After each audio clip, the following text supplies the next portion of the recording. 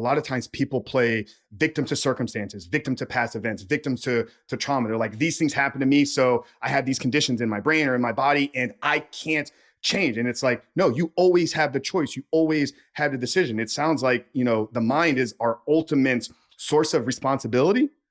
I love how you said that. It is because our mind has got different levels, and we have the messy mind, which is the one that we do life with. It's the one that we consciously aware, the conscious connection and being aware. Then we have our wise mind, which is pretty much what we call our non-conscious mind in science, and that works 24/7, and it's driving how we function. But it also plays a massive protective role.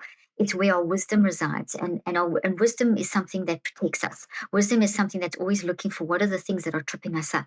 And it scans all the memories that are clustered into thoughts, because memories are details that are clustered into, like memories are grouped together into these thought patterns or thought networks that look like trees.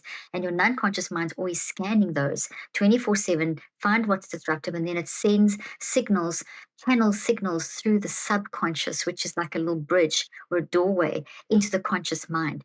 And the reason it sends those through is that, okay, this it identifies, hey, this is disruptive, this way of thinking, or this thing that you've been exposed to, or this thing that you're thinking about too much, or whatever, is getting strong, because whatever you're thinking about is growing in your brain and in your mind and in your body. And so the non-conscious mind scans what the messy mind is growing. And then it sends signals through to say, hey, pay attention, because this is disrupting your thought life, it's disrupting your relationships, it's whatever it is. And we as humans use our wise mind to stand back and observe our messy mind via our signals, and then we can change things. And that's really, I mean, it's actually that simple. It's hard to do, but to understand it is that simple. I mean, people, when you said like people get stuck, that is so true, because whatever you think about the most will grow, and it's growing in three places. So if you are constantly looking at a certain type of whatever, like social media, you're stuck on social media, or you're reading a certain type of whatever you're focusing on the most is growing. It's growing literally because that your mind reads it, your mind puts it into your brain as an energy wave. That energy waves creates all kinds of neurochemical and energetic and genetic responses in the brain. And then that means where a genetic response is then something's made. Genes result in creation of material, and that material is amino acids that form proteins. And those proteins hold the information in the form of vibrations. And so the more information that comes in, the more proteins are needed, and those proteins join together and grow into branch-like structures. And these are the thought networks that are made of this information, which is memories, all clustered together. And so whatever you're thinking about is then adding more and more and more, and it's getting bigger and bigger and bigger. And then that if it's good, great, it's going to grow your brain health and your body health and your mind health and your sharpen optimization levels in your life. But if it's toxic, in any way, and there's different levels of toxicity on a scale of 1 to 10, that is going to get bigger and disrupt your physiological functioning, which is the psychoneurobiology aspect. It's going to disrupt brain function. It's going to disrupt messy mind function. It's going to make the mind even more messy. So there's that feedback loop going. And some of the research I do shows that, and we can talk about that in a moment. But essentially, we can see when someone isn't managing their mind, we will see. I use QEEG, myself and my team, for our neuroscience research, because it shows us millions of reactions in a second, and it's showing the energetic response of the brain, which is pretty much the precursor to driving the chemical responses in the brain, and the neurochemicals and the hormones and the genetic responses and the changes. And then when those changes are created, it's also measuring what those changes are, this new structural function, the neuroplasticity.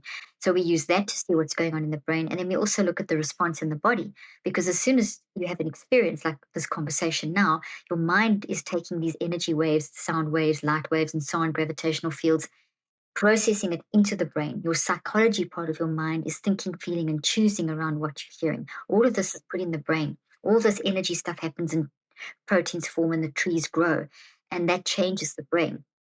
That then immediately sends an instruction down to the body. And in every cell of the body, we have these little, for want of a simple explanations, like a whole lot of beads that are sewn up together and then rolled into almost like a little blanket. So if you imagine lots and lots of beads being threaded together and rolled up, those are called microtubules, and every protein is holding information. And so in the brain, it's a tree like structure. In the cells, it's like a rolled up little sort of beaded blanket. And in the mind, it's a wave. Like if you're looking at a podcast, you see a wave. So every experience is going in triplicate, and each with a different level of impact. And the three work together, influencing how you show up. So if you're having a toxic experience, then it's this very jagged gravitational field in the mind. And that's moving through the entire body. It's not outside, it's out, around and all of us. It's through the entire body. This is why our heart palpitates, and we get this nervous reaction, and we feel things in our bodies because it's going through the entire body. It then builds in the brain and immediately starts almost synonymously the experience builds into those little wired up blankets. And if it's toxic, the tree is not going to look like a beautiful, lush green tree. It's going to look like something toxic, like a broken, burnt tree, very much alive. Sort of the in the Lord of the Rings or something. Think of those trees that were so scary, something like that. And those rolled up blankets aren't rolled up; they start unrolling, and that then creates a vulnerability in the brain and a vulnerability in the body. And then we can pick up that kind of vulnerability through how the immune system responds. So then we pick up things like increased cortisol, increased ACTH, increased DHEA, changes in prolactin levels, changes in telomeres, which are the ends of chromosomes, which influence cell division. In other words, we'll see signs in our biology of that disruption. When those things start unwinding from that toxic tree's instructions, then that's when we start seeing vulnerability in our body, and then disease states start setting into our body over time. That's the whole psychoneurobiological process. And now that process we can recognize, we can, with our wise mind, we can train ourselves to recognize all those signals. Then we can learn to do something about those signals, which is incredibly powerful.